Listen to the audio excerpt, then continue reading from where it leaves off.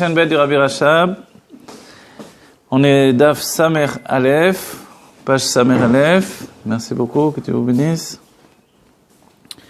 On continue donc, compte tenu que ce livre-là c'est une suite ininterrompue en vérité pour nous. Donc on continue le sujet. Le sujet lui-même c'est la compréhension divine, surtout sous tous ses aspects, et surtout les sujets de la connaissance de Dieu. Donc, la connaissance de Dieu, comment connaître Dieu? Dans son essence, a priori, on ne peut pas connaître Dieu, mais dans son expression. L'expression divine, elle a été entraînée par on va dire, de manière précise. D'abord par le Ramak, et puis codifiée par le Harizal. Le Ramak a rassemblé la Torah qui précédait, de tous les Mekoubalim. Et le Harizal, lui, il a codifié de nouveau, il a restructuré jusqu'à donner un langage établi sur chaque notion. Donc on peut dire qu'à partir du Harizal, on a la Kabbalah moderne. Moderne, oui. Ah bon? Oui, d'un certain point de vue. C'est-à-dire, quelle est l'idée de moderne? Le Ramak a déjà une approche moderne des choses, mais il utilise encore la Kabbalah des siècles précédents. Le Harizal qui arrive, le Ramak, avant le Harizal. Voilà, le Ramak est avant le Harizal. Le Harizal reprend les élèves du Harizal, dont le plus grand de ses élèves, Rabbi Chaim Vital, qui va devenir celui qui va écrire les écrits du Harizal. On appelle les écrits du Harizal, mais ce sont les écrits en fait de Rabbi Chaim Vital. Le Harizal était très jeune, comme le Ramak était très jeune, puisqu'ils ont quitté ce monde de manière dévoilée à l'âge de 39 ans, tandis que Rabbi Chaim Vital était déjà âgé. Et tout le monde pensait qu'il allait prendre la suite d'ailleurs du Ramak, Rabbi Moshe Cordovero. Et c'est le Harizal qui est venu prendre la suite. Voilà. Et le Rabbi Chaim Vital n'était même pas là. C'est ce qui fait que dans un premier temps, selon la tradition en tout cas, il y a des premiers élèves, dont Rabbi Israël Sroug, qui lui est à la base d'une Torah que le Rabbi Chaim Vital ne va pas écrire, enfin ne va pas transmettre en tout cas. Et cette Torah, elle précède le Tzimtzum. Tandis que la Torah du Rabbi Chaim Vital, que l'on appelle les écrits du Harizal, commence à partir du Tzimtzum. D'accord? Le Tzimtzum en lui-même, c'est la définition de l'espace divin, donc la notion d'espace-temps avant l'espace-temps, d'accord, ce qui précède l'espace-temps évidemment, mais ce qui précède même les mondes, tous les mondes spirituels, qui doivent aboutir à la conscience de la matière par le biais du corps du juif. Le projet divin, c'est le corps du juif. Et pour accéder à cette définition-là, il faut ce qui s'appelle l'apparition des kélim, des réceptacles. Le réceptacle définitif, c'est le corps du juif. Donc, dans le cheminement pour arriver à ce corps du juif, il y a toute cette notion de limitation de la lumière infinie. Limiter l'infini, a priori, c'est le dénaturer. Ce que l'on découvre, c'est que l'infini est en route pour la limite de par lui-même. Et puisqu'il est capable de se limiter, il est véritablement infini. Et ce que l'on découvre, c'est toute la Torah du Rabbi Rachab, d'un certain point de vue, toute la définition, toute l'idée magnifique, c'est la conjugaison entre l'infini et la limite. Comment au sein même de l'infini se trouve la limite, et comment au sein même de la limite se trouve encore l'infini. Voilà. Et nous sommes à la croisée des chemins, puisque nous sommes un être qui doit conjuguer l'infini et la limite. Et le piège de cette réalité qui est subjuguée par notre corps et nos sens, le piège de cette réalité dans laquelle nous nous trouvons, c'est qu'elle nous apparaît comme l'unique réalité. Donc, le code de notre existence, qui a pour but en réalité de faire une maison pour Dieu ici-bas, et qui, en chemin, nous éloigne également de la divinité. Donc, ce monde est là pour dénaturer le divin, alors que les mondes précédents étaient là pour dévoiler. Donc le but ultime, et c'est le travail de la chassidoute, et c'est pour ça que l'on parle de Mashiach, et c'est pour ça que le prince de chaque génération est toujours Mashiach. Et quand on reçoit les enseignements ultimes à notre époque, ces enseignements du Rabbi, donc la définition que c'est le Rabbi Meler Mashiach, parce qu'on arrive à ce stade de dévoilement du Mashiach également, qui est la finalité, alors qu'auparavant c'était plutôt masqué. Le but aujourd'hui, puisqu'on est dans l'état de Malchut, de royauté, le Rabbi correspond à la royauté, la royauté dans la Pnimiyut, c'est tout le niveau de la révélation. Puisqu'on est dans l'état de révélation, notre travail, c'est de révéler qu'effectivement il y a bien un Mashiach, il est présent, il est dans le temps et en dehors du temps. Voilà. Notre travail, c'est de rejoindre cette dimension qui relie à la fois le Dat et l'Ion où tout est Dieu et le monde n'existe pas. Donc cette conscience supérieure où tout est Dieu et le monde n'existe pas. Et Dat Tarton, la conscience inférieure où tout est régi par ma perception. Et dans cette notion-là, on peut dire que Dieu n'existe pas. C'est bien que les hommes tendent à nier l'existence de Dieu. Voilà. Donc, dans ce cheminement-là, on doit faire fusionner les deux. Évidemment, il y a une intention divine. Cette intention divine, c'est de donner un chemin pour vivre Dieu au quotidien de manière divine et atteindre notre Géoula Pratit, notre délivrance personnelle. Alors, on m'a demandé de dédier le cours pour Zacha bat Chana, Refoua Shlema, et Salomé Chaya bat Myriam. Voilà. Si Dieu veut que Dieu fasse que Terefomien Mamash, immédiatement, elles aient une santé, Nalit, une santé, comme on dit en hébreu, dans la chante du Tanya, au niveau de Etan. Le Etan qui est le Etsem Aneshama et le Yesod dans son dévoilement. Alors, le Etan, c'est le Tanya qui devient, dans l'étymologie, comme un métal extrêmement puissant et dur.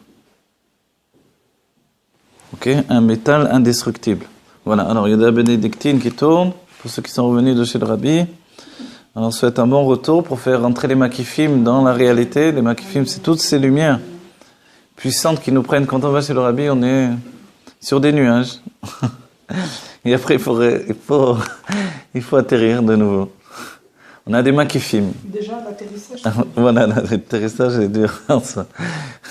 Les chaim et les bracha, que vite, on vive cette Géoula concrètement. Voilà, la Géoula n'est pas un rêve et c'est pour ça que l'on doit se préparer. C'est pour ça que l'on étudie ce livre en particulier, le Taf Reshanbet du Rabbi Racham, qui est appelé La merveille des merveilles, qui est une nouvelle manière de définir la chassidoute pour nous préfigurer, je ne sais pas si ça dit dans la conjugaison, mais pour préfigurer notre âme à la Géoula en tout cas, notre âme dans le corps. Les chaim et les bracha. Ok, voilà. Ce que nous avons vu dans le texte, alors Daf, Samer Aleph, si je vais reprendre après la note, moi j'ai une... Samer Aleph, on est où on a commencé le deuxième? Samer Aleph, on est arrivé, j'ai fait un petit siman là. Alors dites-moi. 1, 2, 3, 4, 5, 6, 7, 8, 9, 10, 11, 12, 13, la 13e ligne. Fini, ou Befrat, Bechoulé, et Yakuda. On est arrivé là. D'accord. La ligne commence Béchararké. Attendez, pardon.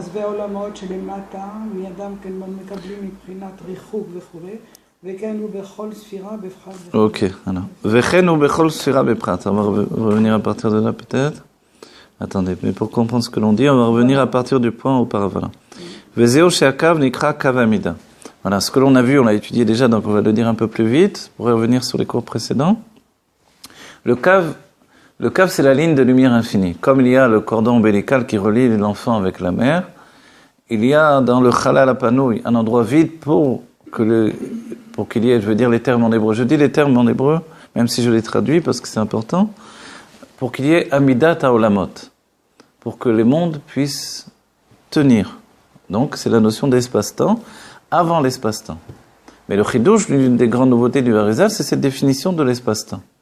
Même si on est au-delà du temps. Tandis que le Ramak ne donne pas de définition d'espace-temps.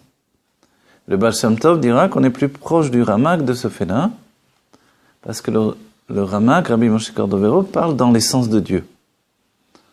Alors que le Harizal parle dans les dévoilements. Ah, d'accord. Donc voilà, c'est pour ça même il y a une méprise quand on dit à un Mekoubal, Atzmut, l'essence, donc il pense à l'essence de la lumière.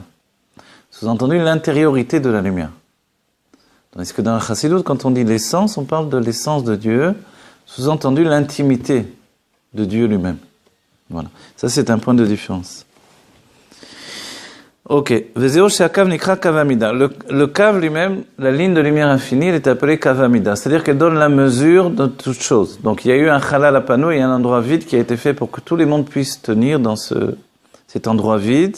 Et puis, c'est continuer une ligne de lumière infinie. Qui vient ramener la lumière qui s'était retirée. Je dis d'abord les termes du Harizal, après je les traduis.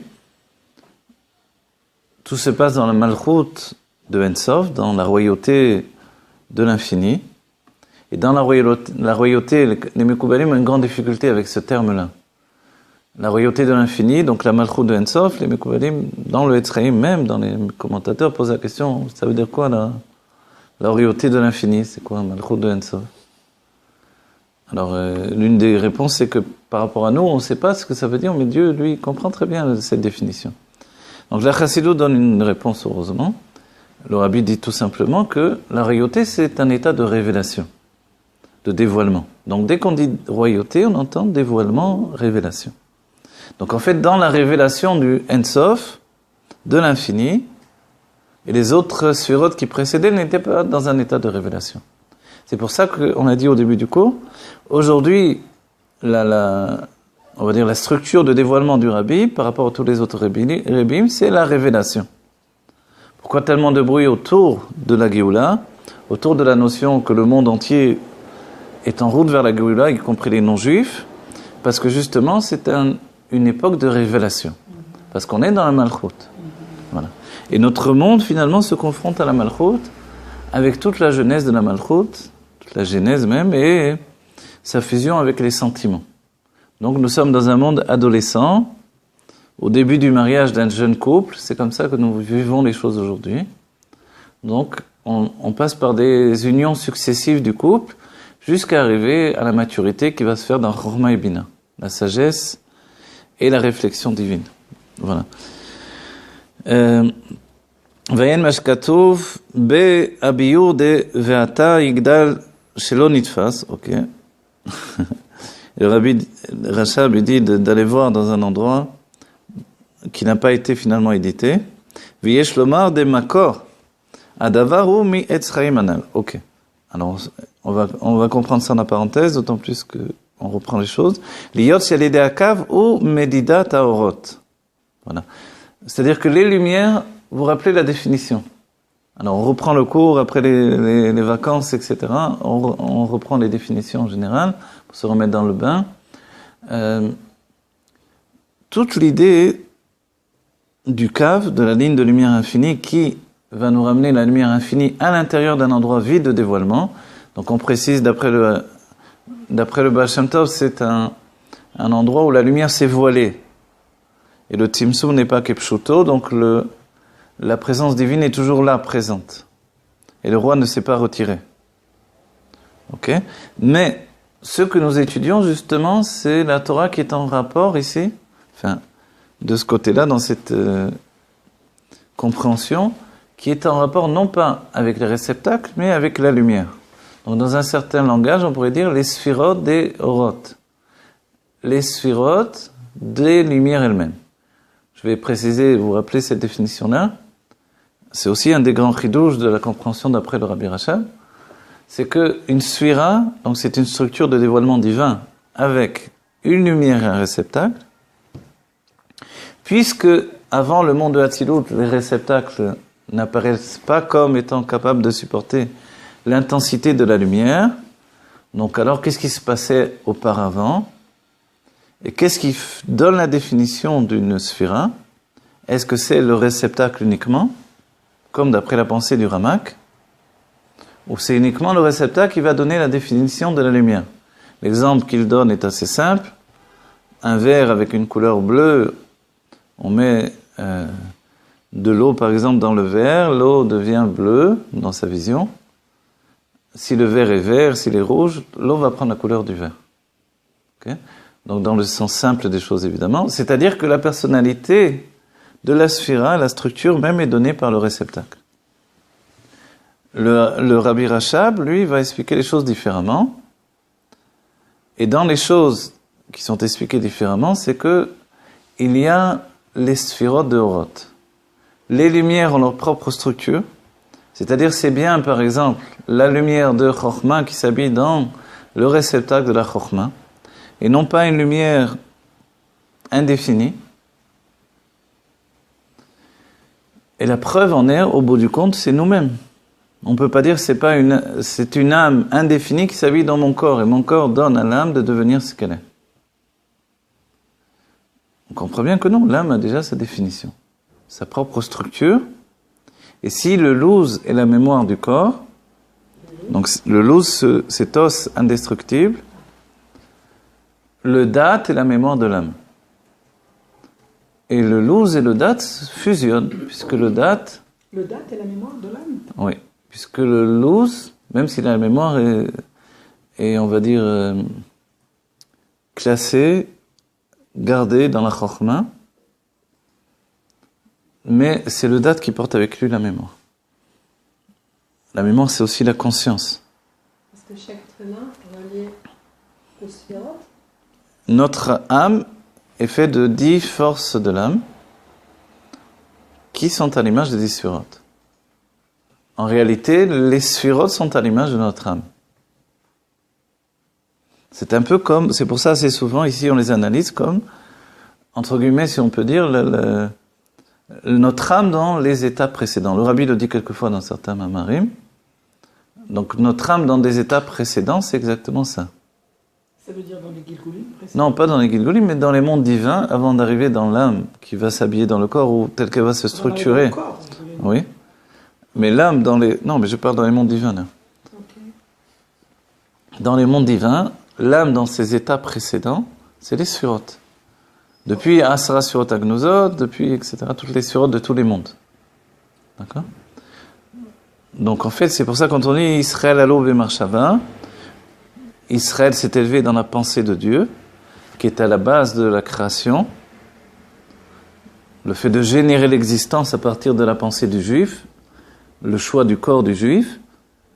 Alors quand on cherche finalement l'apparition de cette pensée, ou de Israël à ce niveau-là, on le découvre dans les 10 Sphirot Agnozot. 10 Sphirot qui sont encore enfouis dans l'état qui précède le Tzimtzum.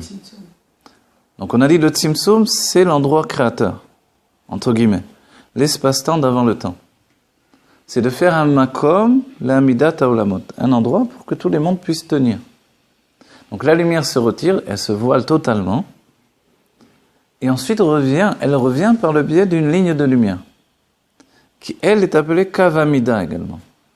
C'est-à-dire elle donne la mesure de chaque chose. Le fait que je mesure, une personne mesure telle taille, c'est le Kavamida qui lui donne cette taille-là. Le fait que mon intelligence puisse percevoir jusqu'à ce niveau-là, c'est le Kavamida. C'est la limite, en vrai. C'est la limite accordée à chaque chose. Le fait qu'un réceptacle puisse recevoir à ce niveau-là, c'est aussi le Kavamida. Et après, donc, ce que l'on a étudié, c'est que les Kélim ont une autre source, qui vient du Reshimo, lequel provient du Koragvul chez Baen Sof, donc la force de limitation qui est dans l'infini, et les lettres du Reshimo vont donner la naissance des Kélim. Vous vous rappelez? De la Itnotsetsut, des étincelles qui sont jaillies comme du marteau sur l'enclume, vont jaillir les lettres du Reshimo qui vont donner la base des Kélim. C'est pour ça que les Kélim ont un nom divin. Le Shem Kel dans le Chesed, le Shem Elokim dans la Bina, le Shem Havayé dans le Chesed ou dans la Chokhmah, Havayé avec les Nikud différents, etc. Vous voyez, vous comprenez? C'est-à-dire notre nom, je reviens, ne vous inquiétez pas, on comprend tout, donc ça met un petit peu de temps, mais après tout pénètre. Le fait qu'il y ait une part d'incompréhension, le Rabbi dit, c'est nécessaire également pour purifier notre corps. Le tirtsoar kelim, le fait de faire briller les réceptacles. Faire briller les réceptacles, c'est aussi par le biais de ceux qui nous dépassent dans la compréhension.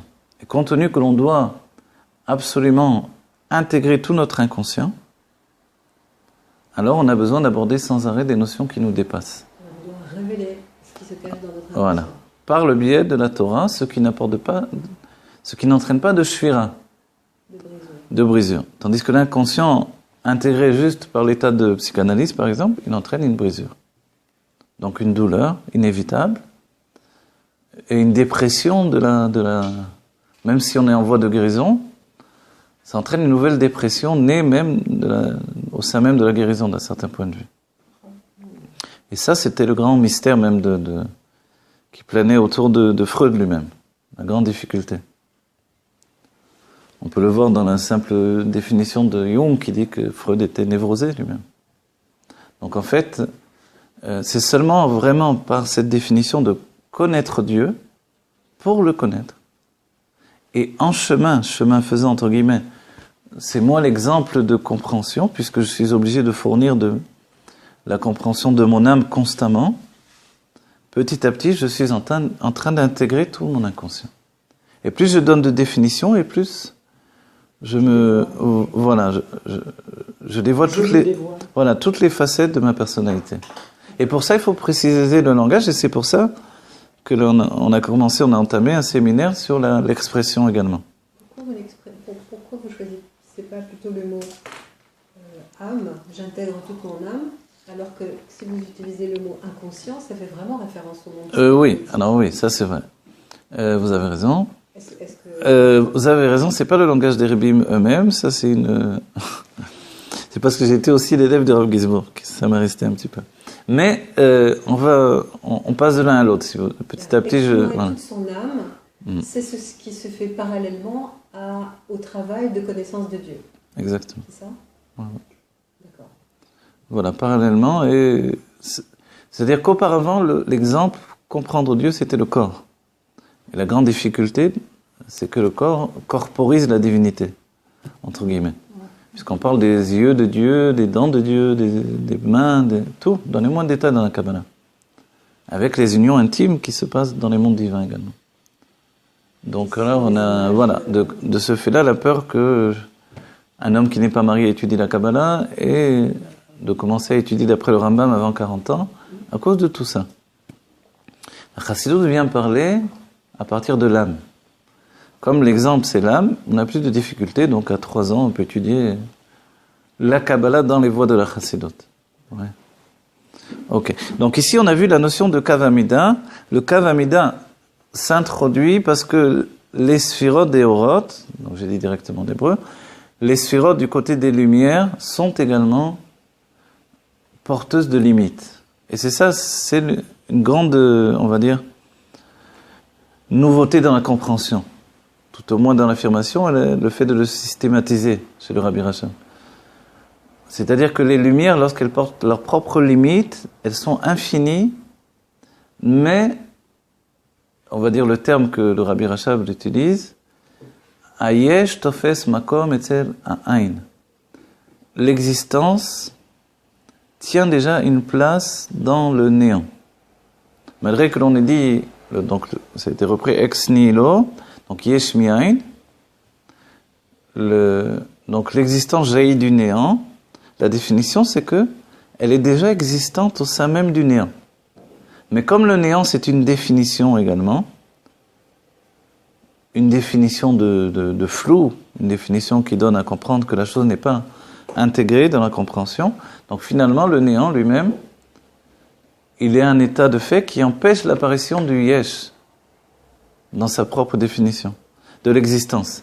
Donc il faudra que l'existence se sépare du néant pour arriver à l'existence. Et en fait, mais en réalité, nous dit le Rabbi Racham, l'existence a déjà sa structure lorsqu'elle se trouve auparavant dans le néant. Je vais vous le traduire dans un exemple simple dans notre vie.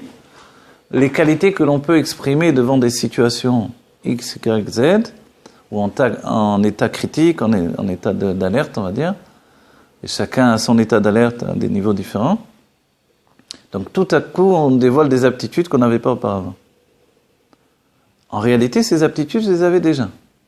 Elles étaient déjà dans la notion de flou de mon âme, des parts cachées de mon âme, et tout à coup, elle arrive au dévoilement. Elle parvient au dévoilement comme quelque chose de nouveau, mais on se rend bien compte que j'ai les capacités de le faire. Et j'ai les capacités de l'accomplir parce que je le possède déjà. Et alors, de quelle existence vous parlez lorsque vous dites que l'existence était déjà au cœur du néant? L'existence des mondes à venir? L'existence... Oui, effectivement, l'existence... En fait, quand on parle des sphérotes sont l'intériorité du monde, des mondes dans lesquels ils se trouvent. Donc la structure qui va véhiculer la lumière dans les mondes, ou l'influence divine dans les mondes, ce sont les sphérotes. Donc les sphérotes sont structurées avec un réceptacle et une lumière. Les sphérotes sont à la fois un réceptacle et une lumière toujours, voilà. Voilà. Donc la lumière est en relation avec ce réceptacle. Dans une définition, le réceptacle est amené à exprimer la lumière. Ok. La chute et la séparation des mondes de la séparation, Bria et Yetzira Asiya, c'est justement qui vont entraîner, par le biais du réceptacle, de dénaturer la lumière. Or, auparavant, dans le monde de Hatzilut, la lumière n'est pas dénaturée, elle est révélée. Donc l'enjeu final de notre situation et de notre époque, de notre travail, c'est la révélation de cette lumière de l'âme. C'est pour ça que l'on donne aussi une image que les Juifs sont la lumière des nations. De l'âme ou du corps? La révélation de la lumière de l'âme, la révélation de la lumière du corps, c'est un état encore plus élevé. Qui n'est pas justement dans l'état de révélation que l'on connaît. C'est un état absolu. Ça va être quand on aura... Voilà, ça c'est vraiment, dès que l'on pénètre dans la Géoula Amitית Vashlema, on atteint un niveau absolu de la révélation du corps, ou Enon Milevado, il n'y a rien d'autre que Dieu. C'est-à-dire mon corps devient totalement Dieu, ce qu'il est déjà, puisque le matériau d'existence, c'est Dieu lui-même. Quand on raconte des petites histoires autour de Avraham Avinu, qu'il a réussi à bouger des milliers de personnes, alors que le monde était totalement dans l'idolâtrie, c'était quoi son message? Son message principal, c'est que Dieu n'a pas uniquement créé le monde. Il se trouve à l'extérieur du monde. Le monde, c'est Dieu lui-même. Quel olam velo quel olam. Le monde Dieu et non pas le Dieu du monde. C'est pour ça, iné makom iti, quand Dieu se dévoile à Moshe Rabbeinu, l'endroit se trouve en moi, je ne suis pas dans un endroit. Et ça, c'est une précision extrêmement importante qui prend un écho particulier dans notre génération. Où le Rabbi nous dit, ne quittez plus l'exil. On n'est pas arrêté de quitter l'exil pendant des siècles. Aujourd'hui, rentrer dans l'exil, c'est cet exil qui est le réceptacle de la Géoula.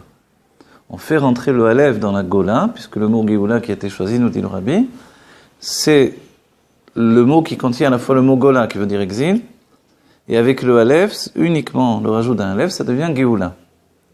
Donc, il suffit d'intégrer le Aleph qui représente l'âme divine, le dévoilement divin, dans ce que l'on pensait être l'exil, notre corps, et notre corps, tout à coup, devient un être divin à part entière, supérieur à l'âme elle-même. Et de là, dans les mondes divins, on a déjà cette structure-là. La source du corps est plus élevée que la source de l'âme. Parce que Dieu choisit le juif, il choisit le juif par rapport à son corps et non pas par rapport à son âme. Parce qu'autrement, il n'y a pas de chidouche, il n'y a pas de nouveauté. Parce que la lumière divine, ou l'âme divine, c'est une progression, on va dire, limpide et naturelle de l'expression divine. Donc c'est pas une nouveauté. C'est pas pour l'âme divine que tout a été créé, c'est pour le corps. Mais le corps n'est révélé que quand l'âme atteint toute sa plénitude au sein même du corps. C'est ce que vous aviez évoqué dans le cours d'avant-hier, quand vous dites aujourd'hui ce qu'on peut affirmer, c'est que le corps lui-même est éternel. Exactement, voilà, exactement. Tout ça, ça vient des Dvar Malchut du Rabbi et des Mamarim du Rabbi, qui nous donnent le fin mot de l'histoire d'un certain point de vue. malgré que les choses étaient toujours là, depuis toujours, oui, y compris dans la Gemara, dans le Sefer Daniel, dans des tas d'endroits dans la Torah, où on se rend compte que on est en fait, on dirait en hébreu, Baal Chaim Nitrim. On est déjà un Baal Chaim Nitrim. On est déjà un être de vie éternelle. Nitrim. C'est-à-dire, en hébreu, on dit Baal Tshuva, Baal. Non, Nitrim, c'est aussi le sens de victoire, si vous voulez, mais la victoire contre la mort, alors, si vous voulez. C'est ça, Le rabbi dira, c'est la conscience de la mort qui donne la perception de la mort, tout simplement. Comme la conscience de la vie donne la perception de la vie. Et parce qu'il y a eu la perception de la vie, alors on commence déjà à mourir. C'est pour ça la définition des sages. Un enfant qui vient au monde commence, le compte à rebours est... que Dieu préserve. Il commence à mourir, disent les sages. Donc en fait, parce que il va aller vers auparavant il est infini, maintenant il va vers la définition de sa limite. Oui. Et c'est pour ça qu'on doit retrouver le cheminement inverse. D'après le Harizal, c'était une régression. Le terme de régression utilisé par les non-juifs pour dire de revenir dans les vies précédentes et se rendre compte de par l'âme qu'on était infini. D'après le Baal Shem Tov, la notion est axée sur le corps. Vis intensément l'instant présent.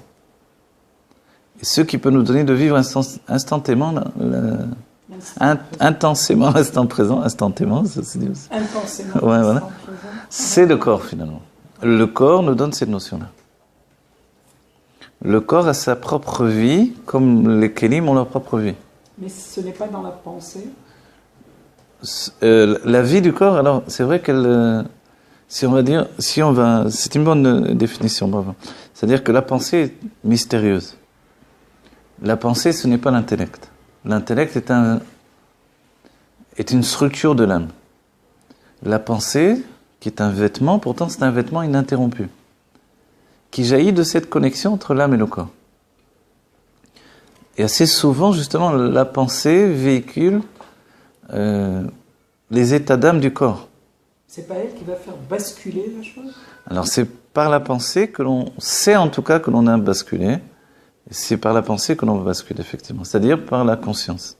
La pensée, elle est l'avènement de la conscience. C'est-à-dire qu'on peut penser qu'Adam Arishon, avant la faute, n'avait pas de pensée telle qu'on entend aujourd'hui. Il avait une structure intellectuelle de l'âme divine qui lui servait de pensée. D'où va venir sa pensée? Elle va venir par le biais du nachash, qui veut dire les nachesh, deviner. Vous voyez? Et la pensée a toujours besoin d'être devinée.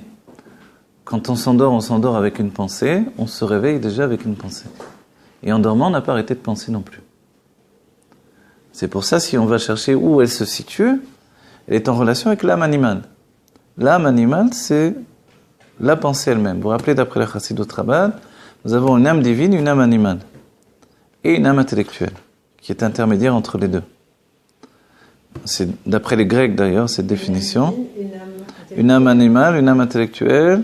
Alors la notion d'âme divine est précisée par le judaïsme, mais c'est Hippocrate, le Rambam le rapporte dans les Shmoneh Prakim, les 8 chapitres, qui nous dit qu'il y a l'âme nefesh hativit ve nefesh hasichlit. On a gardé cet enseignement-là. Tivit, c'est animal finalement. Tivit d'abord, auparavant. On dit tivit ou chionit. Voilà. Tivit, ça veut dire naturel, l'âme naturelle. Ou chionit qui vitalise. C'est elle qui introduit l'âme divine dans le corps. C'est la même, ouais. Voilà, ça c'est. Voilà, la béhémite, c'est quand elle a chuté. Quand est-ce qu'elle a chuté? Dès qu'on sait, voilà. Dès que l'enfant a envie d'un croissant, de chocolat, de ci, c'est fini, elle a chuté. Elle est devenue un animal. Vous parlez d'une structure de 3 types d'âme? Non, pas 3 types d'âme, mais ça c'est puisque c'est pas un rapport avec les 4 non. Les 4 niveaux de l'âme, c'est les 4 niveaux de l'âme dans l'âme divine. Ici, on parle de l'âme, le Tanya, c'est le début du Tanya, si vous voulez. D'après le char, la deuxième partie du Etzraïm, c'est dans Char Klipat Noga, ou alors dans Char Yekdusha du Harizal, on a dit de Rabbi Chaim Vital, et en fait on voit que nous avons une âme divine et une âme animale. plus ensuite on étudie que nous avons une âme divine. Dans le Tanya, une âme intellectuelle, pardon.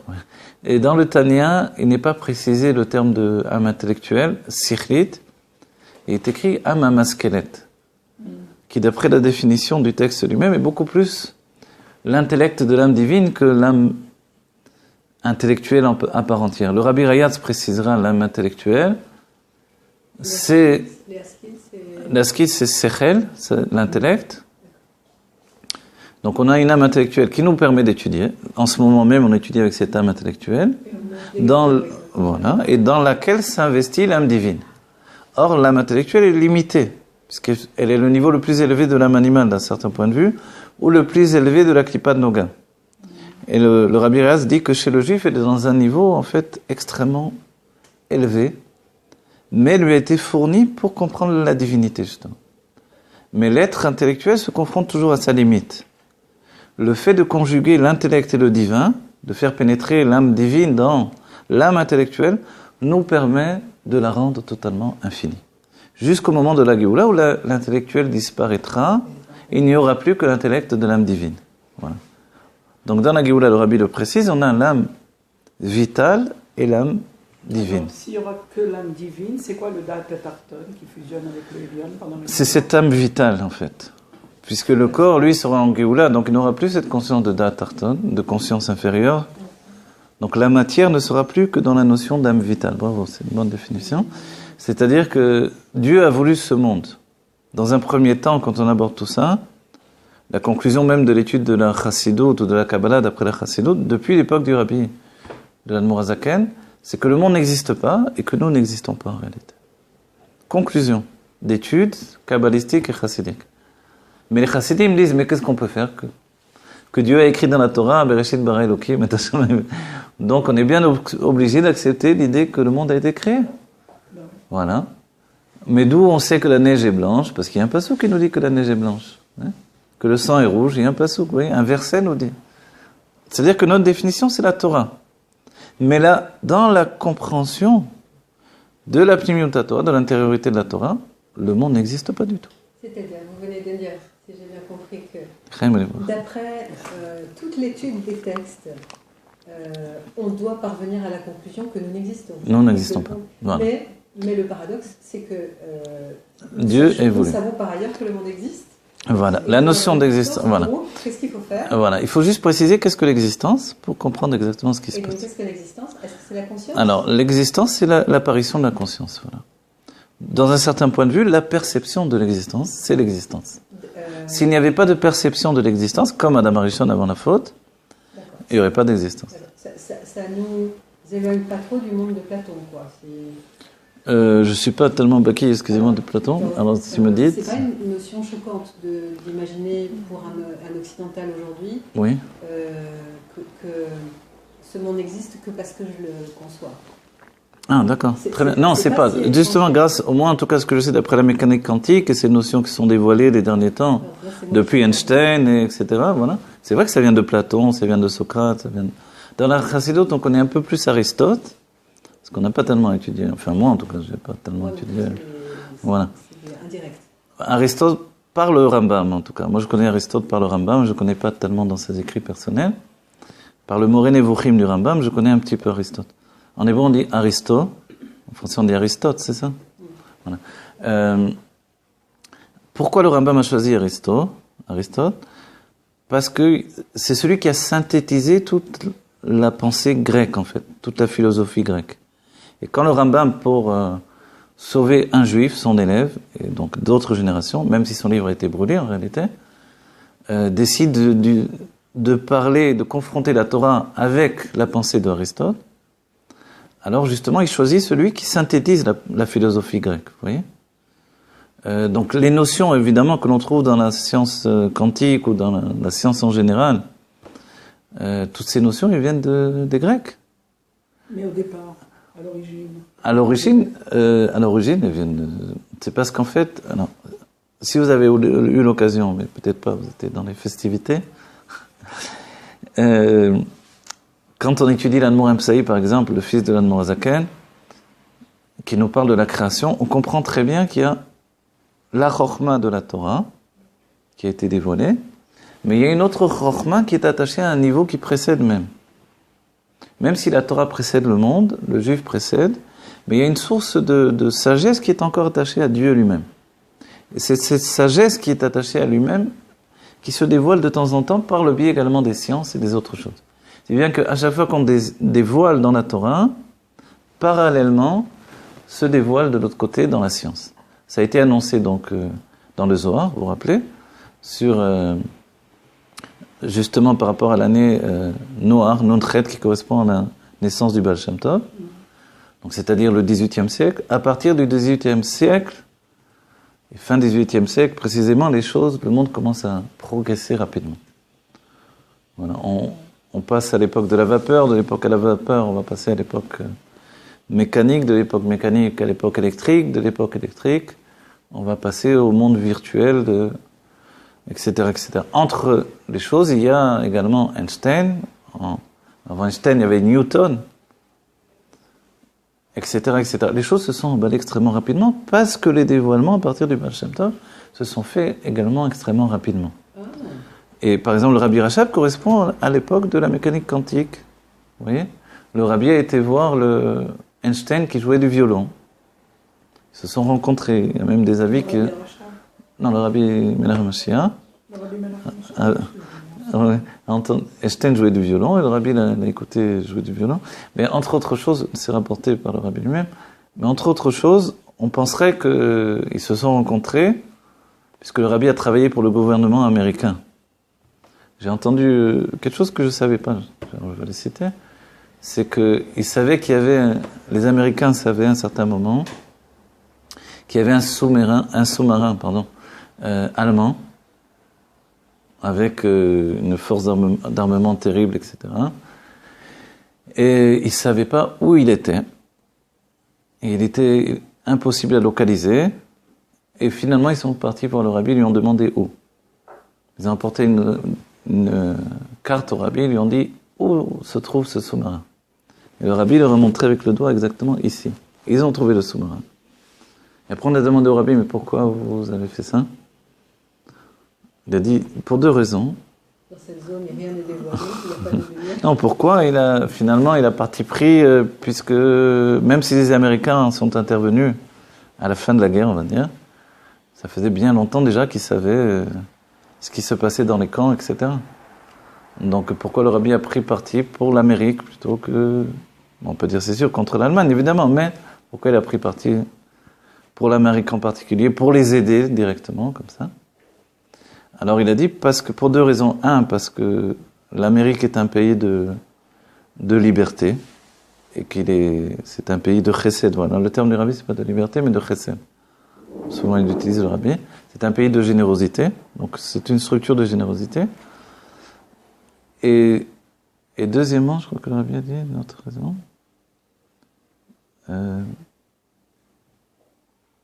Je crois que la deuxième raison, le Rabbi l'a pas dévoilée. Mais la première, c'est celle-là en tout cas. Bon, enfin, si ça me revient, je vous dirai, d'accord? Mais en tout cas, moi, je ne savais pas ce maasé-là. On sait que le Rabbi a fait les plans de l'avion, comment ça s'appelle, fantôme. Vous savez, l'avion qui est indétectable par les radars. Hein? C'est le Rabbi qui a fait les plans de cet avion-là, basé sur des systèmes de miroirs qui permettent la réflexion du ciel et qui fait qu'il devient totalement invisible. Le Rabbi a dessiné également le char Merkava ici en Israël.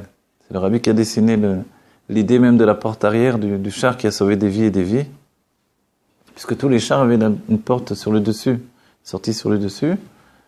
Mais quand vous êtes bombardé par l'ennemi, allez sortir par le dessus. C'est impossible. Donc c'est le Rabbi qui a pensé à la porte arrière qui permet qui a sauvé des vies. Enfin, des tas d'autres choses. Donc le Rabbi s'est investi personnellement pour... Dans ce monde, en fait. Dans ce monde, ouais.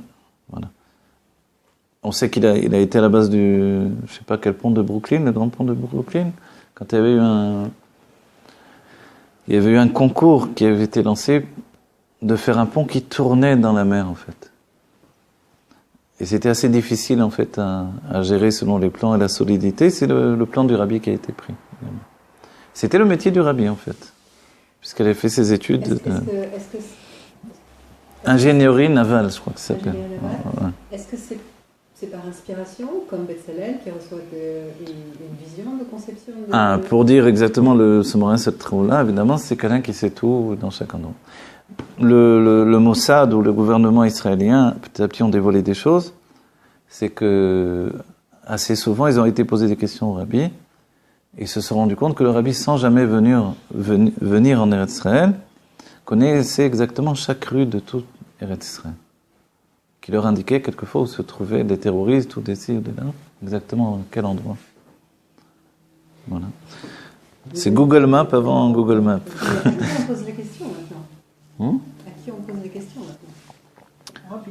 Alors, on pose toujours des questions au rabbi par le biais des Goret Kodesh. Voilà, le rabbi nous répond très précisément. Oh, ça peut être très très précis. Moi, j'ai eu des réponses à la date du jour et au nom de la personne. Exactement.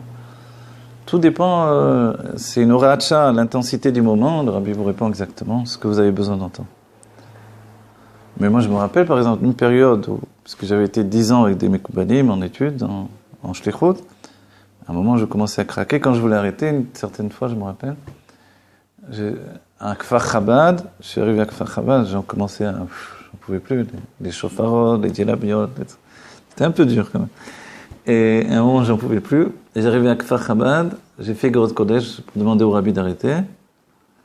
Et le rabbi a dit, il m'a répondu, il a dit, je sais que la Shlichut à Ein Karem, j'étudiais à Ein Karem, donc un petit village à côté de Jérusalem, enfin c'est Jérusalem lui-même, est difficile, elle est différente que toutes les autres Shlichuyot. Maintenant, vous vous rendez compte combien de Goret Kodesh, combien de possibilités que je tombe exactement sur l'endroit où j'étudie. Oui. Et le rabbi me dit c'est une shlichut différente que les autres endroits. C'était pas là-bas de mettre les tefilines, etc. C'était autre chose. C'est l'endroit où il y a toutes les sectes d'Eretz Israël, il y a cette église, dans la rue il y a des moines, des trucs. Donc c'était spécial. Et tout le travail c'était de dévoiler la Pnimiut Torah. Donc c'était une shlichut assez particulière et c'est pour ça que ça se faisait sur des rachis yeshivot de Kabbalah. Quoi qu'il en soit, je ne dis pas ça pour raconter encore ce qu'il y a eu, mais pour dire que le rabbi répond exactement. D'autres cas que j'ai vus à l'infini. Mais c'est vrai que tout dépend aussi de l'intensité du moment. Quand c'est mamash, erpatli, quand c'est vraiment important pour moi, le rabbi répond clairement. Des fois, le rabbi ne répond pas parce que le rabbi n'a pas toujours répondu. Des personnes m'ont dit, j'ai envoyé des lettres pendant des années, le rabbi ne m'a pas répondu. Alors que le rabbi répond à des petits-enfants. Donc en fait, certaines personnes avaient besoin de décider d'elles-mêmes. C'est comme ça. Jusqu'à aujourd'hui, certains demandent au rabbi, certains font, et demandent la haskama au rabbi. Des shluchim faisaient comme ça aussi également. Rabbi, est-ce que j'ai bien fait? Et le rabbi leur disait oui, non, etc. D'autres demandaient tout avant de faire la chose. Il y avait même le Rav Garlik, donc le chalier en Italie, à Milan. Le rabbi lui avait dit, quand tu rentreras chez toi, achète un cadeau à ta femme. Après les fêtes de Tishri. Il a dit, mais qu'est-ce que j'achète? Il dit, alors achète-lui une montre, ça fait plaisir toujours. Alors il a dit, ok, mais quelle montre? Je ne connais rien, moi. Alors il a dit, est-ce que je peux vous amener des montres? Et le rabbi me dit, quelle montre? Alors, il a demandé au magasin de prêter les montres, il a montré, le rabbi lui a dit, c'est là. J'imagine que la femme était d'autant plus la montre que le rabbi t'a choisi. Donc ça veut dire, quelquefois, c'est juste dans les moindres détails, et quelquefois, le rabbi vous laisse une part de travail personnel. Tout dépend de votre personnalité, c'est pas... Voilà. C'est pas exactement fermé, limité, c'est la limite dans l'infini ou l'infini dans la limite. On doit trouver notre cheminement. Ok. Bon, voilà. Alors, tout ça, c'est exactement ce que l'on dit ici, c'est que le Kav Ein Sof, il apporte la limite dans les mondes. C'est-à-dire que tout à coup, la lumière revient, mais de manière mesurée. Kavamida. Il devient, alors, le terme de Kavamida, c'est un terme qu'on lui rajoute. Kavamida, en hébreu, ça veut dire la limite inhérente à chaque chose. Oui. Vous voyez? On le dira, par exemple, d'un monde à l'autre, il y a 40, on donnera la notion de 40 ans entre un monde et un autre, qui n'est pas réel. C'est un 40 ans qu'il faut expliquer maintenant. C'est pas du tout 40 ans réellement. Mais c'est un kavamida pour nous donner une perception des choses. Ouais. Mais au-delà de ça, il y a véritablement une limite de chaque chose. La terre a telle mesure. Ou une personne, comme on a dit, elle a telle mesure. Le Baal Shem Tov grandissait. avec le Shabbat. Et nous aussi, quelquefois, on peut se rendre compte qu'on n'a pas toujours la même taille, même si on y croit Il beaucoup. devient plus petit, nous. Hein? Non, mais quelquefois. Vous Hein? avez beaucoup plus grand. Mais vraiment. Ah oui? Beaucoup plus Mais ça m'est arrivé de me mesurer, des fois, j'ai pas toujours la même taille. C'est assez curieux. Oh là, j'ai pensé chapeau, pas chapeau, truc. Mais c'est assez curieux. Et ça peut exister, en fait. Et chez le Baal Shem Tov, ça existe de cette manière-là. À l'entrée de Shabbat, le Baal Shem Tov grandissait. Il lui fallait des vêtements plus grands. Et après Shabbat, il repetissait. C'est-à-dire le Kéli, ça grandit. Voilà. Pour nous, c'est plus nuancé, mais ça peut être aussi C'était quelquefois. avant le cours à Aline que vous avez vu à Sukkot. Vous étiez comme ça et comme ça. Ah oui? C'était bien vous. Ah, j'ai maigri au moins. Hein. Bon, alors, Vous avez parlé, excusez-moi, Oui. tout à l'heure, vous avez parlé de la rencontre avec le rabbi, avec Albert Einstein. C'était quoi ça? alors certains pensent qu'au moment de la décision de Hiroshima, il y a eu plusieurs personnes qui se sont rassemblées pour prendre sur eux la décision de... Et certains disent que le rabbi faisait partie du groupe. Mais ça n'engage qu'eux, et moi-même en le disant, je ne sais pas si je fais bien de le dire, quoi qu'il en soit. Et il y avait Albert Einstein, et certains pensent que le rabbi était présent aussi. Mais bon, je le dis comme ça, entre guillemets, je ne sais pas réellement, parce que c'est une grande responsabilité. J'ai entendu ça, hein, disons, mais en dehors de ça, certainement qu'il y a eu une rencontre d'une manière ou d'une autre. Voilà quoi. Mais c'est la même époque et c'est les mêmes moments et ce que l'on doit comprendre, nous, c'est pour ça qu'on est rentré aussi dans ces sujets-là, c'est que les dévoilements ici se font là-bas également. Parce que la sagesse divine se dévoile parallèlement à la sagesse de la Torah. C'est la Torah qui va donner, comme on a dit, le kavamida, la mesure du dévoilement dans le monde, elle va se faire de l'autre côté. Donc vous verrez, vous pouvez chercher. Vous voyez ? Le Rabbi Rachab correspond au dévoilement de la physique quantique. Le Rabbi Rayatz continue encore ce dévoilement, etc.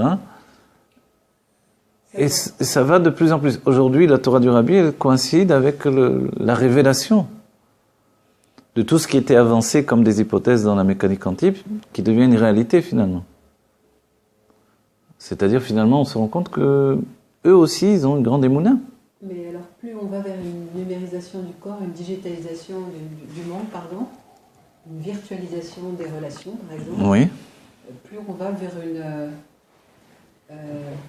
un corps éternel, un corps matière éternelle et des relationnels digitaux et... Alors, on va dire que oui. C'est C'est-à-dire, du fait que de ce côté-là, ça se dévoile au niveau virtuel, ça sous-entend que de notre côté, la conscience devient de moins en moins limitée.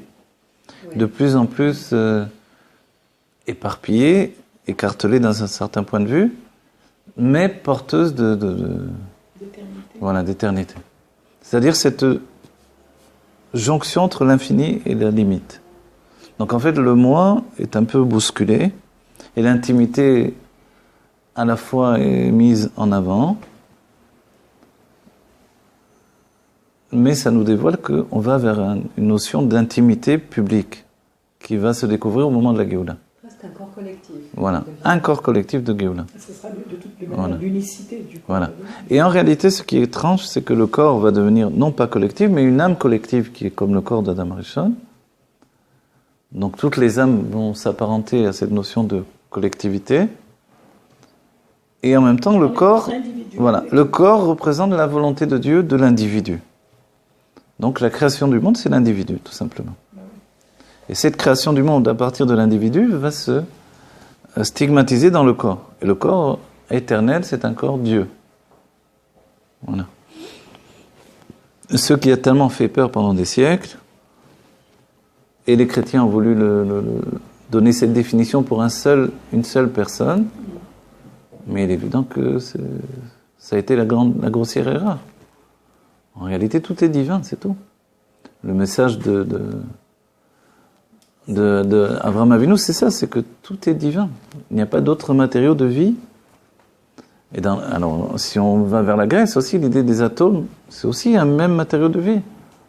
Si on va dans le monde du Tibet ou des Indes, là aussi, cette conscience d'esprit collectif et d'énergie collective. Donc en fait, tout ça, c'est basé sur un même dévoilement qui vient Avraham Avinu, qui lui l'a reçu des enfants de Noé, de Noir, qui eux l'ont reçu d'Adam Arishon. Donc c'est le début du monde, tout simplement. Et tout ça, pour nous, c'est géré par le biais de la Torah.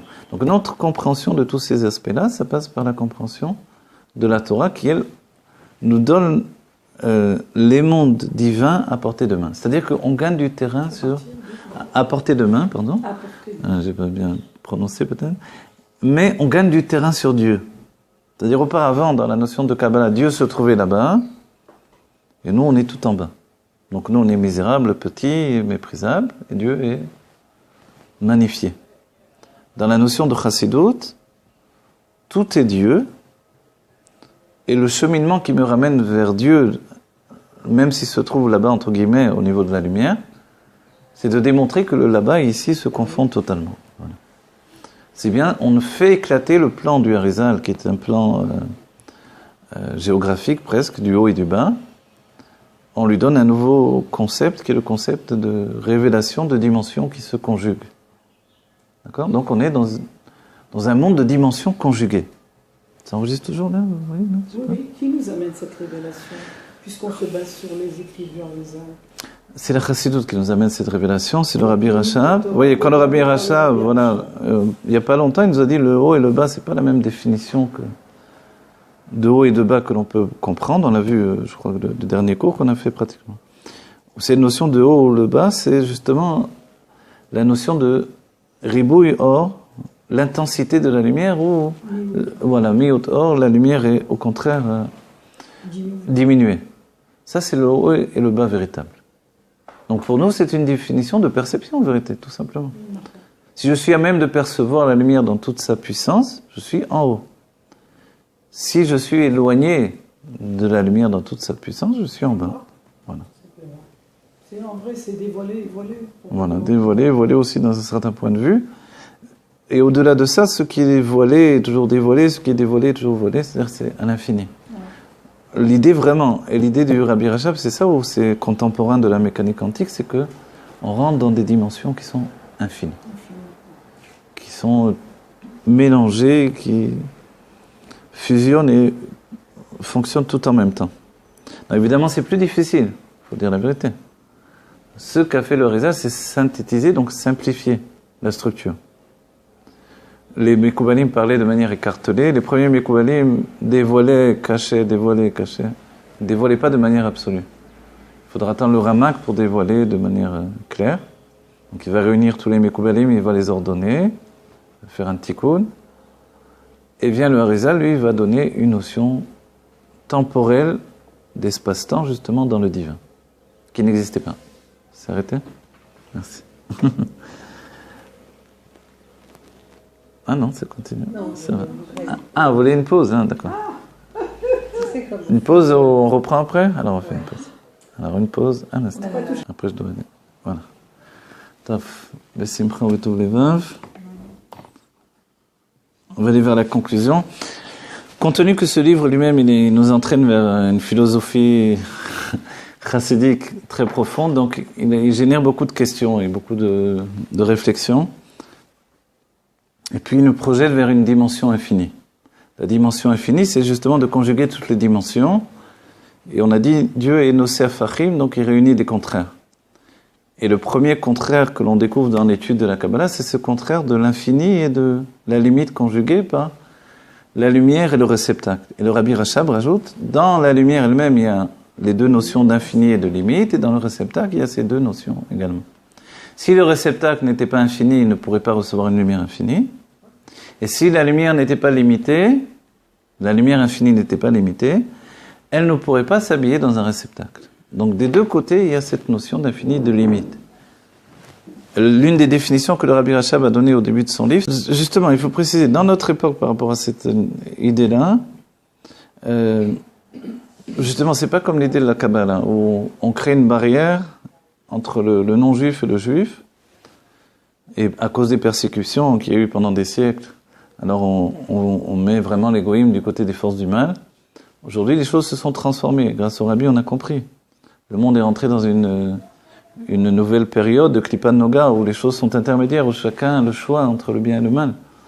Donc finalement, les non-juifs rentrent dans cette notion de bien et de mal, avec la possibilité de choisir le bien.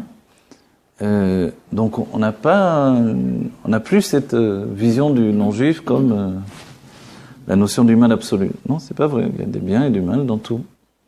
Ok.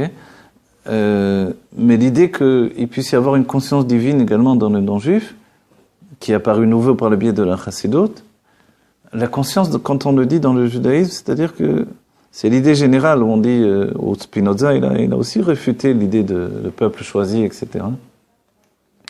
Mais c'était pas, et dans l'idée qu'il a mis en avant, c'est comme du coach de Moshe Rabbeinu qui a coaché le peuple juif de cette manière-là. Il est évidemment que c'est pas ça. La notion de choix, c'est l'intégration du libre arbitre dans le juif. Et le libre arbitre, c'est cette notion de décider de notre vie. Par rapport, la décision, elle est unique en fait. Vivre avec Dieu ou vivre, voilà, sans Dieu. Et ça, c'est mon choix, c'est notre libre arbitre. Je choisis de vivre avec Dieu et dans ce cas-là, ma vie va être différente, ou de vivre sans Dieu et ma vie sera une vie comme les autres vies. On a vu le Hayom Yom il n'y a pas si longtemps où Rabbi Yekutiel m'y appelait, l'Admorazaken a voulu le bénir.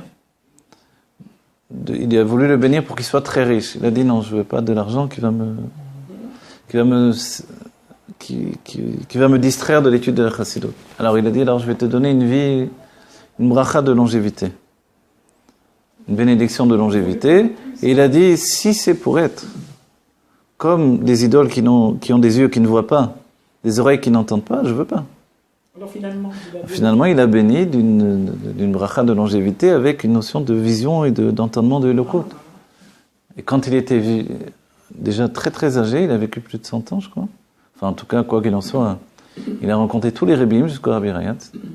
Donc, c'est pas mal d'années. Hein. Et le Rabbi Rayatz raconte qu'il le voyait et que tout à coup, il se mettait tout seul à danser dans la rue comme ça, parce qu'il était pris d'un dévoilement de Elokut. Et puis finalement, il expliquait la Torah même, lui-même au Rebbeim, la Chassidut. Et le Rabbi Nanmo Ramsey écrit des livres pour lui. Le livre le plus difficile, Imre Bina, est écrit pour lui. Alors qu'au début, il disait, ma tête est comme un billot de bois, je comprends rien. Et le Nanmo Ramsey lui a dit, mais si tu veux vraiment, alors tu comprendras. Et il a revenu sur chaque notion, il a voulu vraiment, et il a réussi. Donc cette notion, évidemment, on découvre que, effectivement, l'intellect est limité. Et la Chassidut dira clairement, un maître ne peut pas transformer un élève de quelqu'un de bête en quelqu'un d'intelligent. Le père peut donner d'un enfant qui devienne bête ou intelligent, mais s'il n'est pas au départ, ce sera difficile. Alors, mais par contre, la volonté peut nous transformer. C'est-à-dire que lui, a priori, il n'était pas intelligent suffisamment pour la Chassidut Rabban, mais sa volonté était tellement puissante qu'il a transformé des choses. Avec la bracha du Rabbi qui plus sait. Donc ça nous démontre qu'il doit y avoir une part d'acceptation dans cette compréhension. Je comprends et j'accepte. J'accepte, c'est pour ça que la Torah c'est Vesha Shegdimu, donc voilà. J'accepte d'abord et ensuite je comprends. Voilà. Et le Rabbi Racha, oui, c'est Nassé Nishma, mais le Rabbi Racha précise que on doit faire, dès que le moment où j'ai accepté, le Nishma est totalement infini. C'est-à-dire que si l'acceptation dépend de la compréhension, l'acceptation est extrêmement étriquée, ou la compréhension est extrêmement étriquée. C'est comme un mode d'emploi pour faire quelque chose. Mais dès le moment où de toute façon j'ai accepté, ok Dieu, tu veux que je fasse Torah Mitzvot? Ce que tu veux, je fais. Sniout, Kashrut, ce que tu veux. Mais maintenant, viens entre nous, je peux remettre en question toute ta Torah. J'ai des questions sur tout. Dieu dit d'accord, c'est ça le Nishma. Le Nishma, c'est pas soyez des abrutis parce que c'est pas ce qu'a fait l'Église pendant des siècles, l'obscurantisme, etc., à servir les gens par le mode. Non, pas du tout. Au contraire, tu as des questions qui remettent en question toute la Torah. Vas-y, parle. Mais l'intellect et ses limites, c'est aussi un rempart. Parce que moi, si je me mets à comprendre intimement les notions que vous abordez, comme je me connais avec ce que j'ai vu, je peux m'envoler. Hein. Envolez-vous, c'est bien. Non, c'est pas bien. Et il y a ce qui s'appelle Ratzor Veshov. certains vont dire au rabbi, je fais le chauve. Le rabbi a dit il faut faire ratzov pour faire chauve. Ratzov et chauve, c'est-à-dire que l'âme s'envole, comme vous pouvez le dire, et ensuite elle revient. Le rabbi Rayatz a enseigné la chassidoute à une femme. Il a enseigné par des lettres. Il avait une correspondance à cette femme, une mère de famille, qui lui demandait au rabbi Rayatz comment prier, comment. Et à un moment, il s'est dit est-ce que c'est pas trop pour elle, comment elle va pouvoir fournir dans sa maison, etc. Et après, il s'est dit que non. Elle avait toutes les possibilités. Et en vérité, on a vu ensuite le rabbi Rayatz a insisté que les jeunes filles, ensuite, pour se préparer au mariage, elles étudient tous les secrets de la Torah, etc.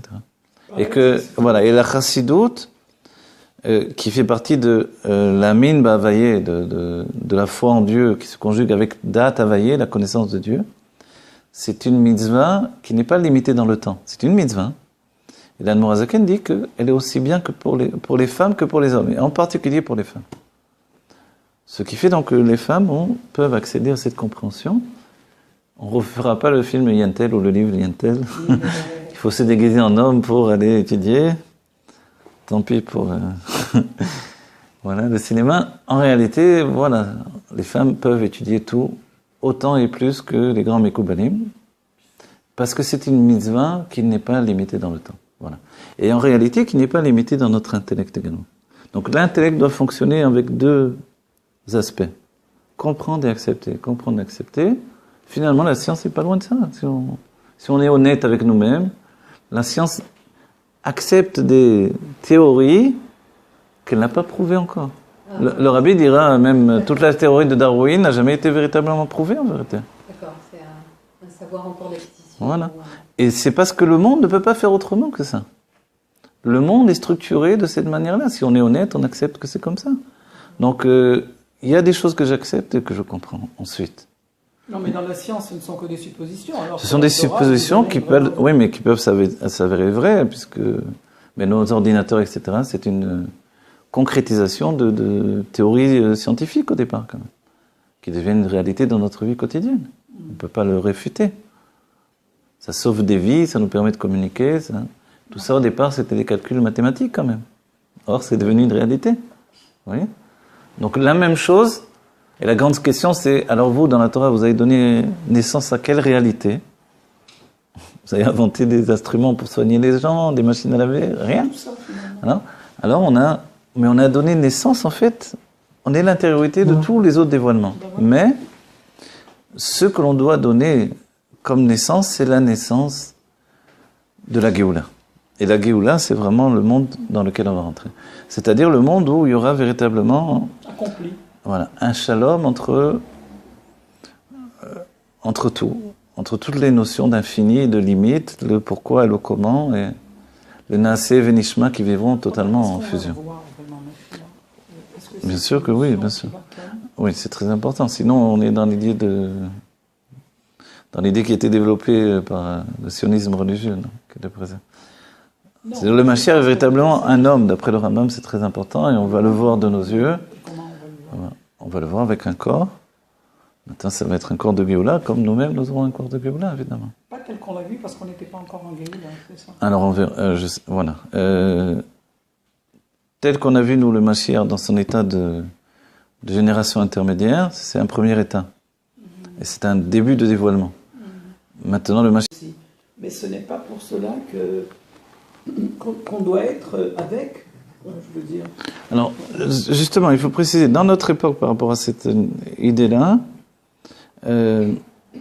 justement, c'est pas comme l'idée de la Kabbalah, où on crée une barrière entre le non-juif et le juif, et à cause des persécutions qu'il y a eu pendant des siècles, alors on met vraiment les goïms du côté des forces du mal. Aujourd'hui, les choses se sont transformées. Grâce au Rabbi, on a compris. Le monde est rentré dans une nouvelle période de Klipan Noga où les choses sont intermédiaires, où chacun a le choix entre le bien et le mal. Donc finalement, les non-juifs rentrent dans cette notion de bien et de mal, avec la possibilité de choisir le bien. Donc on n'a plus cette vision du non-juif comme la notion du mal absolu. Non, c'est pas vrai. Il y a des biens et du mal dans tout. Ok. Mais l'idée qu'il puisse y avoir une conscience divine également dans le non-juif, qui est apparu nouveau par le biais de la chassidoute, La conscience, quand on le dit dans le judaïsme, c'est-à-dire que c'est l'idée générale où on dit, au Spinoza, il a aussi réfuté l'idée de le peuple choisi, etc. Mais c'était pas, et dans l'idée qu'il a mis en avant, c'est comme du coach de Moshe Rabbeinu qui a coaché le peuple juif de cette manière-là. Et évidemment que c'est pas ça. La notion de choix, c'est l'intégration du libre arbitre dans le juif. Et le libre arbitre, c'est cette notion de décider de notre vie. Par rapport, la décision, elle est unique en fait. Vivre avec Dieu ou vivre, voilà, sans Dieu. Et ça, c'est mon choix, c'est notre libre arbitre. Je choisis de vivre avec Dieu et dans ce cas-là, ma vie va être différente, ou de vivre sans Dieu et ma vie sera une vie comme les autres vies. On a vu le Hayom Yom il n'y a pas si longtemps où Rabbi Yekutiel m'y appelait, l'Admor HaZaken a voulu le bénir. Il a voulu le bénir pour qu'il soit très riche. Il a dit non, je veux pas de l'argent qui va me distraire de l'étude de la Chassidut. Alors il a dit, alors je vais te donner une bracha de longévité. Une bénédiction de longévité. Et il a dit, si c'est pour être comme des idoles qui ont des yeux qui ne voient pas, des oreilles qui n'entendent pas, je veux pas. Alors finalement, il a béni d'une bracha de longévité avec une notion de vision et d'entendement de Elokut. Et quand il était déjà très très âgé, il a vécu plus de 100 ans, je crois. Enfin, en tout cas, quoi qu'il en soit, il a rencontré tous les Rebbeim jusqu'au Rabbi Rayatz. Donc, c'est pas mal d'années. Hein. Et le Rabbi Rayatz raconte qu'il le voyait et que tout à coup, il se mettait tout seul à danser dans la rue comme ça, parce qu'il était pris d'un dévoilement de Elokut. Et puis finalement, il expliquait la Torah même, lui-même au Rebbeim, la Chassidut. Et le Rabbi L'Admor Hamsei écrit des livres pour lui. Le livre le plus difficile, Imre Bina, est écrit pour lui. Alors qu'au début, il disait, ma tête est comme un billot de bois, je comprends rien. Et l'Admor Hamsei lui a dit, mais si tu veux vraiment, alors tu comprendras.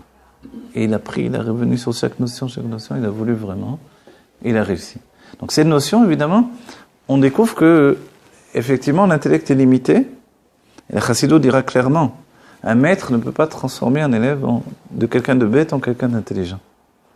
Le père peut donner d'un enfant qui devienne bête ou intelligent, mais s'il n'est pas au départ, ce sera difficile. Alors, mais par contre, la volonté peut nous transformer. C'est-à-dire que lui, a priori, il n'était pas intelligent suffisamment pour la Chassidut Rabban, mais sa volonté était tellement puissante qu'il a transformé des choses. Avec la bracha du Rabbi qui plus est. Donc ça nous démontre qu'il doit y avoir une part d'acceptation dans cette compréhension. Je comprends et j'accepte. J'accepte, c'est pour ça que la Torah c'est Vesha Shegdimu, donc j'accepte. Voilà, j'accepte d'abord et ensuite je comprends. Voilà. Et le Rabbi Rachab, oui, c'est Nassim Nishma, mais le Rabbi Rachab précise que on doit faire dès que le moment où j'ai accepté, le Nishma est totalement infini. C'est-à-dire que si l'acceptation dépend de la compréhension, l'acceptation est extrêmement étriquée, ou la compréhension est extrêmement étriquée. C'est comme un mode d'emploi pour faire quelque chose. Mais dès le moment où de toute façon j'ai accepté, ok Dieu, tu veux que je fasse Torah Mitzvot? Ce que tu veux, je fais. Sniout, kashrut, ce que tu veux. Mais maintenant, viens entre nous, je peux remettre en question toute ta Torah. J'ai des questions sur tout. Dieu dit d'accord, c'est ça le nishma. Le nishma, c'est pas soyez des abrutis parce que c'est pas ce qu'a fait l'Église pendant des siècles, l'obscurantisme, etc., à servir les gens par le mode. Non, pas du tout. Au contraire, tu as des questions qui remettent en question toute la Torah. Vas-y, parle. Mais l'intellect et ses limites, c'est aussi un rempart. Parce que moi, si je me mets à comprendre intimement les notions que vous abordez, comme je vous connais avec ce que j'ai vu, je peux m'envoler. Hein. Envolez-vous, c'est bien. Non, c'est pas bien. Et il y a ce qui s'appelle Ratzor Veshov. Certains vont dire au Rabbi, je fais le Shov. Le Rabbi a dit il faut faire Ratzor pour faire Shov. Ratzor Veshov, c'est-à-dire que l'âme s'envole, comme vous pouvez le dire, et ensuite elle revient. Le Rabbi Rayatz a enseigné la Chassidut à une femme. Il l'a enseigné par des lettres. Il avait une correspondance à cette femme, une mère de famille, qui lui demandait au Rabbi Rayatz comment prier, Et à un moment, il s'est dit, est-ce que c'est pas trop pour elle, comment elle va pouvoir fournir dans sa maison, etc. Et après, il s'est dit que non. Elle avait toutes les possibilités. Et en vérité, on a vu ensuite le Rabbi Rayatz insisté que les jeunes filles, ensuite, pour se préparer au mariage, elles étudient tous les secrets de la Torah, etc. Et que, voilà, et la chassidoute, qui fait partie de la mine ba'avaye, de la foi en Dieu, qui se conjugue avec da'at avaye, la connaissance de Dieu, c'est une mitzvah qui n'est pas limitée dans le temps. C'est une mitzvah. Et l'Admor HaZaken dit qu'elle est aussi bien que pour les femmes que pour les hommes, et en particulier pour les femmes. Ce qui fait donc que les femmes peuvent accéder à cette compréhension. On ne refera pas le film Yantel ou le livre Yantel. Il faut se déguiser en homme pour aller étudier. Tant pis pour voilà, le cinéma. En réalité, voilà, les femmes peuvent étudier tout, autant et plus que les grands Mekoubalim, parce que c'est une mitzvah qui n'est pas limitée dans le temps. Voilà. Et en réalité, qui n'est pas limitée dans notre intellect également. Donc l'intellect doit fonctionner avec deux aspects. Comprendre et accepter. Comprendre et accepter. Finalement, la science n'est pas loin de ça. Si on est honnête avec nous-mêmes, la science accepte des théories qu'elle n'a pas prouvées encore. Le rabbi dira même toute la théorie de Darwin n'a jamais été véritablement prouvée en vérité. D'accord, c'est un savoir encore d'acquisition. Voilà. Et c'est parce que le monde ne peut pas faire autrement que ça. Le monde est structuré de cette manière-là. Si on est honnête, on accepte que c'est comme ça. Donc, il y a des choses que j'accepte et que je comprends ensuite. Non, mais dans la science, ce ne sont que des suppositions. Alors ce sont des suppositions qui peuvent, oui, mais qui peuvent s'avérer vraies, puisque mais nos ordinateurs, etc., c'est une concrétisation de théories scientifiques au départ, quand même, qui deviennent une réalité dans notre vie quotidienne. On ne peut pas le réfuter. Ça sauve des vies, ça nous permet de communiquer. Tout ça, au départ, c'était des calculs mathématiques, quand même. Or, c'est devenu une réalité. Vous voyez ? Donc, la même chose. Et la grande question, c'est, alors vous, dans la Torah, vous avez donné naissance à quelle réalité ? Vous avez inventé des instruments pour soigner les gens, des machines à laver, rien. Alors on a donné naissance, en fait, on est l'intériorité de tous les autres dévoilements. Mais ce que l'on doit donner comme naissance, c'est la naissance de la Géoula. Et la Géoula, c'est vraiment le monde dans lequel on va rentrer.